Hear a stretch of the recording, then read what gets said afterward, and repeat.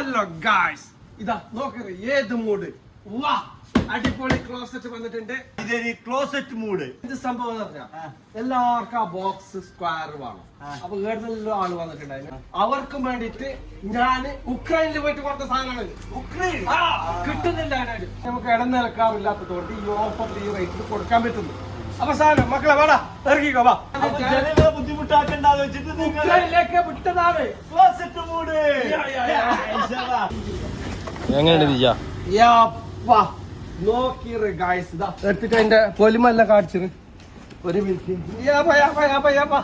നോക്കിറ് guys, ഇതാ Ukraine items നോക്കിറ്. ഏത് മൂഡ്.